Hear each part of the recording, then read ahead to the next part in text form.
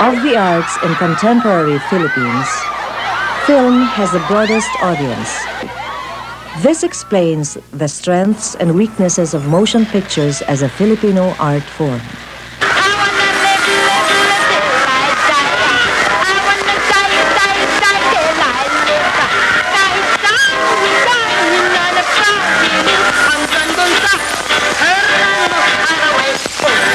So that it can be marketed with efficiency, film tries to reduce its audience to the lowest common denominator.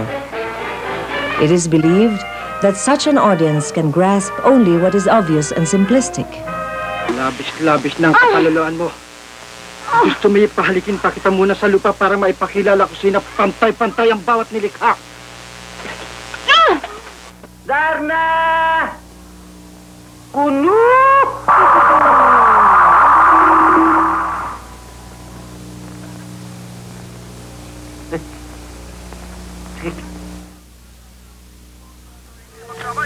Dahilan sa mga naganap dito po sa naturang lugar. Samantala sa kasalukuyan po mga kaibigan ng mga kagawad ng pulisya ay sinisikap na hadlangan ang mga tao, mga kagawad ng media na nagnanais na makalapit dito po sa naturang area at atin pong nakikita sa mga sandali.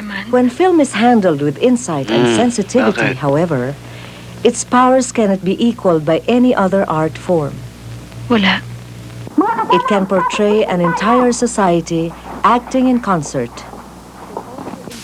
It can also involve us in an individual's joy and pain. Huwag ka lalapit. Huwag ka lalapit.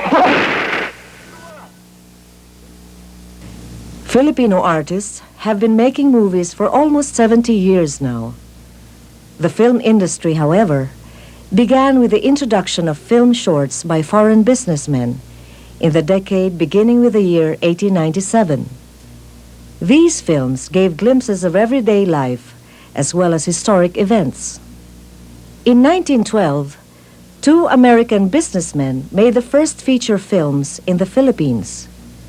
Both of them capitalized on the life and death of national hero Jose Rizal to make their products saleable to Filipino audiences. One of the first Filipinos to make movies was a photographer named Jose Nepomuceno. His first film, made at the turn of the 1920s, was The Lagang Bukid, a highly acclaimed musical play by Hermogenes Ilagan and Leon Ignacio. In the early years of Filipino filmmaking, Hollywood provided the examples from which local directors learned. Thus, the genre and trends in the local industry were set by American feature film. At ang bawat tao sa diway na bubuhay, maligayang Pasko, ang lahat nagpupugay sa dakilang araw ng buong daigdigan, liligaya kahit sino, maligayang Pasko.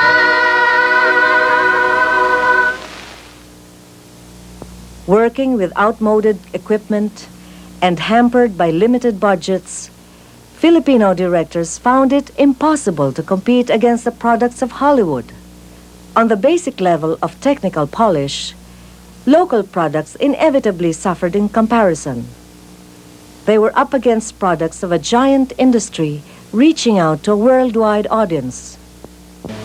Bawat buhay ay may kasaysayan, tulad ng pinangyarihan nang tayo'y magtanong.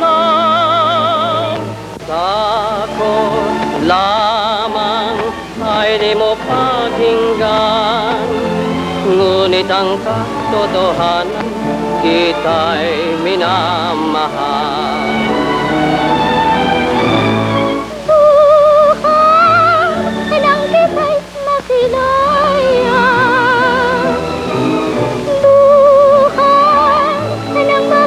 Naging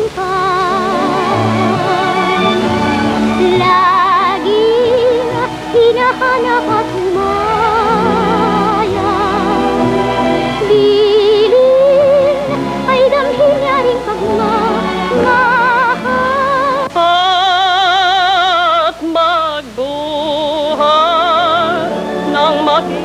ka lamang. Bawat masdang ko'y karigtan,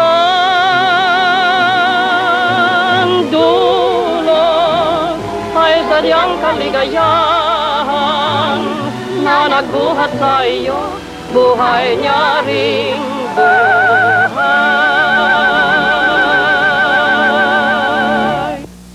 Filipino movies, however, had one advantage over foreign movies. They drew their narratives and themes from Philippine society.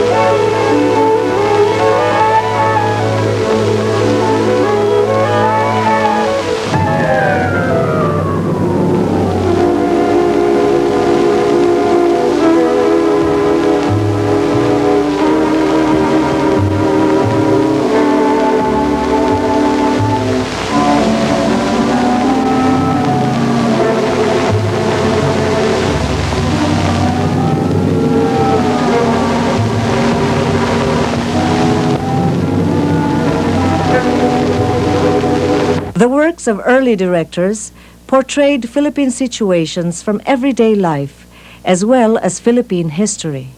In addition, they were in a language the vast majority in the Philippines could understand. Sa puso ko'y naghahari ang mga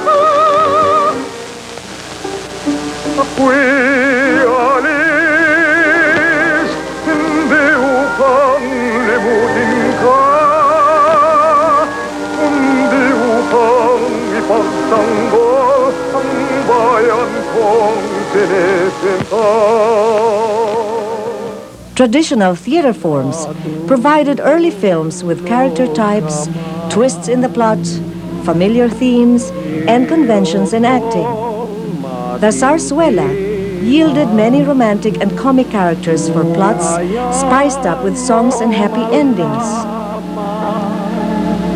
Ang nagpapalang, dahan-dahan mo diyan, buksan mo ang bintana, alawin mo't kahabagan, ang sa'yo'y nagmamahal.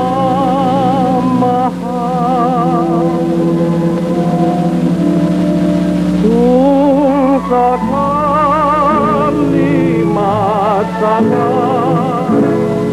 kaya mas pangarap, may isang sumpang wagas, ang aking paglinang, pakiusap ko sa'yo. Awan mo ako dahil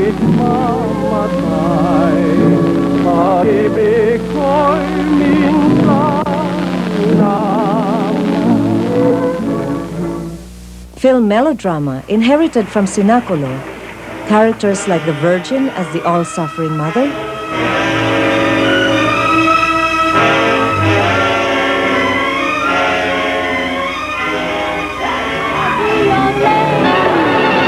And I'm a flame.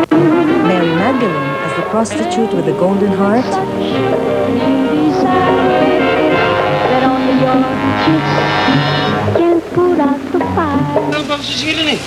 Judas, the unmitigated villain, and of course, Jesus as the savior of societies under threat and redeemer of those who have gone wrong. Tandaan nyo sa oras na may nangyari dito sa bata, babalikan kayo! To this day, the Commedia continues to inspire action movies in which men and women engage in life and death combat between the good and the bad. Philippine literature has also been a rich source of subject matters and themes. Film versions of Rizal's Noli Me Tangere familiarized a broad audience with vignettes of resistance and betrayal when Filipinos were demanding reforms from Spain.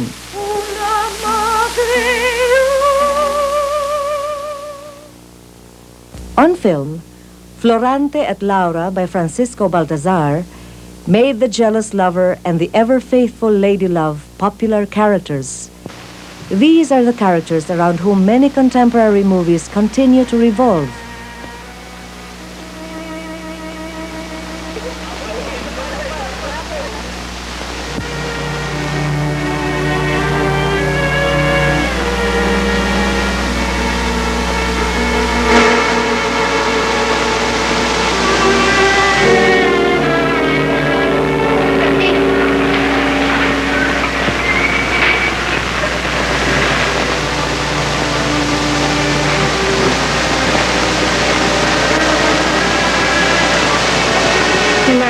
Ikaw ay magbabalik. Umasa kang daratnan mo rin akong naghihintay. Hanggang sa hindi mo na isusoli sa akin yung kwintas na yan.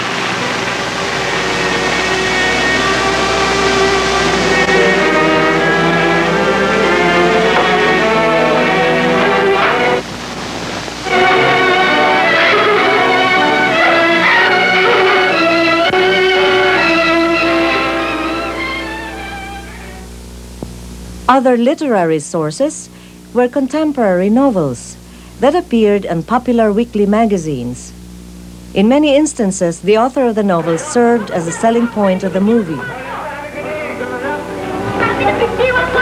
Philippine folklore has yielded tales that have been used for comedies with social comments. Kanilin, wala ba tayo magagawang paraan upang mapababa ang halaga ng bigas?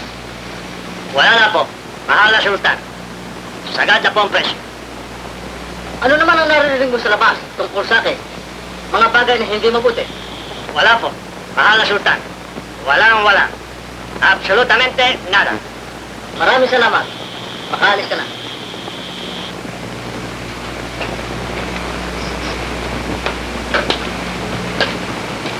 Nakita mo na, Juan. Ang sultan ay hindi Diyos. Ay bakit po ninyo hindi palitan yung mga ministrong yan? Mga inutil. Yung isa iling ng iling. May tango ng tango para mga disusi, di kwerdas. Malaki na itulong sa akin yung mga tao yan nung nakaraang eleksyon.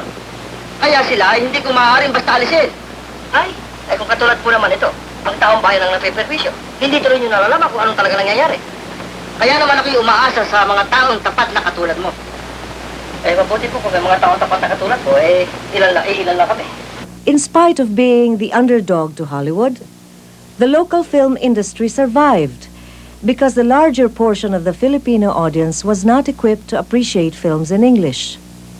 Thus, shortly before the outbreak of the Pacific War, no less than 6 active film companies were making movies for that audience. Altogether, the companies were making more than 50 movies annually.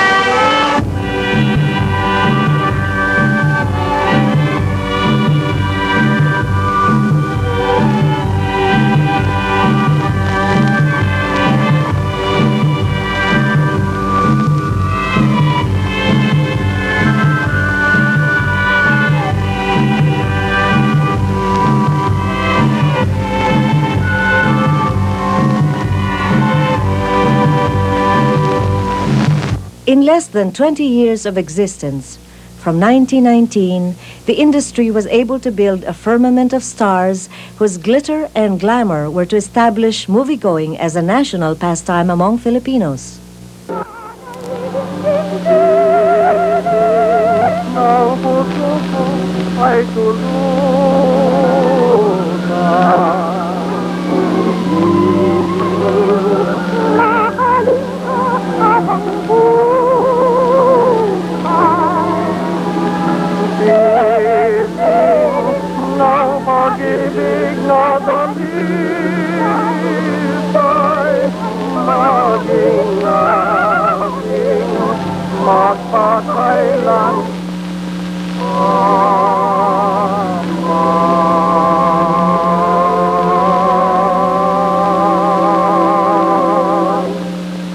Late in 1941, the industry suffered a big setback when the Pacific War brought the Japanese to the Philippines. Film equipment was commandeered by the invaders for their own propaganda purposes. Some filmmakers were recruited into the invaders' propaganda units. When movie making ground to a halt, stage shows featuring big-name stars took over the movie houses in Manila. These kept audiences from forgetting their favorite stars. The ruins of war were still being cleared, but the film industry in 1946 was already producing stories about invaders and their collaborators who met their comeuppance from people they had oppressed.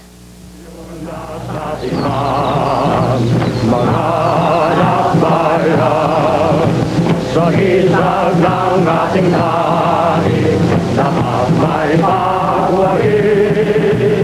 Di natin susunod ang yurakan ng ating kalayaan.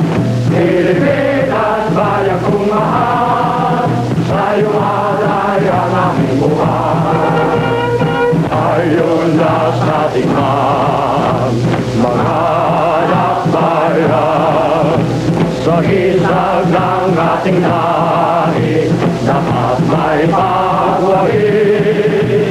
Di natin susunod ang yurakan ng ating kalayaan. Pilipinas, bayan kong mahal, sa'yo alay. In the decade of the 1950s, the film industry began turning out its first harvest of distinguished films. At this time, the industry operated under the studio system. There were 3 major studios, and each one had its own set of stars and directors, each one engaged in long-range planning with movie projects lined up for the entire year. The system assured moviegoers a variety of fare during the year, allowing stars and directors more room for their skills and talents to develop.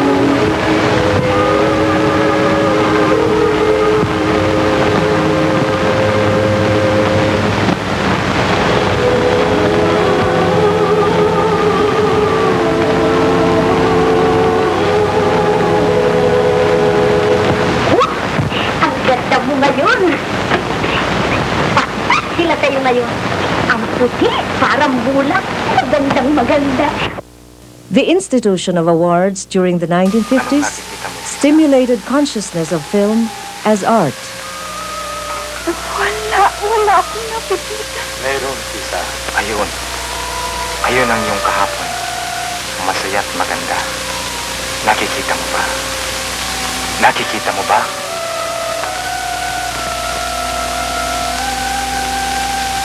Oo. Ang aking kahapon. Maganda. Masaya. Ano pa, Tisa? Ano pa ang iyong nakikita? Ay, naku. May tugtugan. First, the Manila Times Publishing Company set up the Maria Clara Awards in 1950. 2 years later, the Famas Award was founded, and it has since been accepted by the industry as the most popular award-giving body in the country.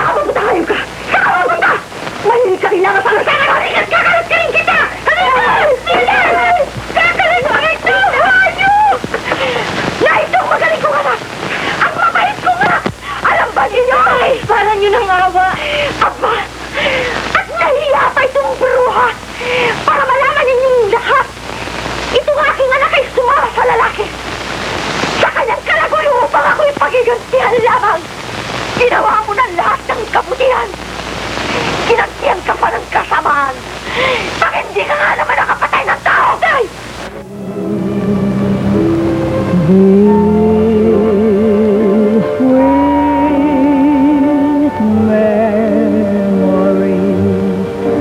Across the years will come to me.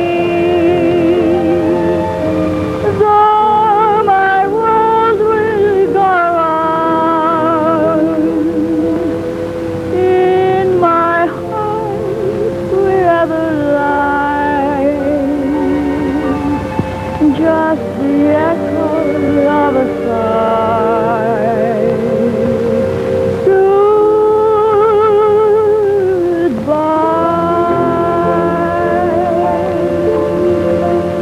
Honors won by Filipino films at the Asian Film Festival established for the Philippines a reputation of being an important Asian filmmaking center.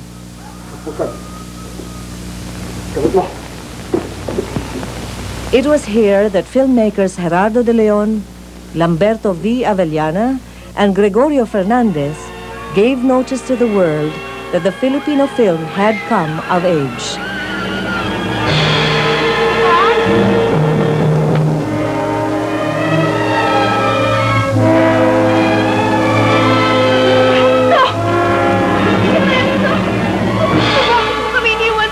Social unrest was on the rise in the 1960s. Nationalist youth activists were calling for structural changes in Philippine society. The studios were phasing out, and a new generation of film producers were coming in. Independent producers made movies on a per-project basis. Under their system, playing it safe was the guiding rule, and exploitation films was the safest way of ensuring a quick return on one's investment.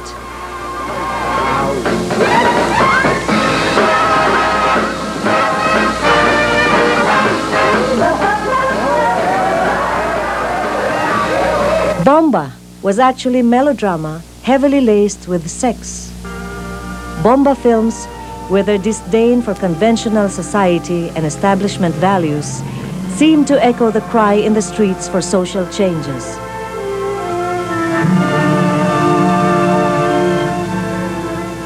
Action movies about cowboy and secret agents depicted a society ravaged by criminality and corruption, searching for heroes who would rid the community of hated warlords, avaricious bureaucrats, and money-crazed businessmen.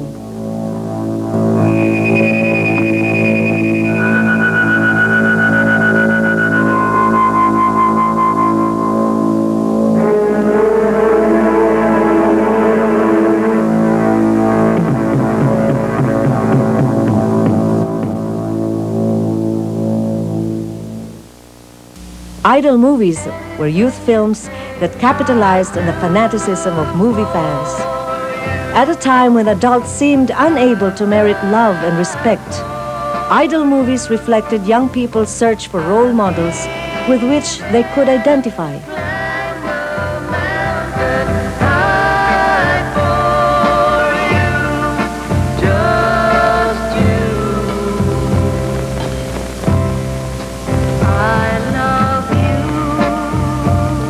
Slapstick comedies featured social misfits and outcasts. As though to chide those claiming to represent normal people, they easily outwit their tormentors. Anything you want? Coca-Cola, Cerveza Negra, Limonada, purga. Talagang malala ng sira ng ulo mo ah. Ayaw pang lumabas to kung hindi Glory ang tawag sa kanya. Baka matuktukan ko yung ulo mo dyan, nakita mo. At bakit? Kaya ganda-ganda pakinggan ng Glory. Glory of the sunshine. Glory of the flowers. Nakakakiliti. Glory of the everlasting sunset.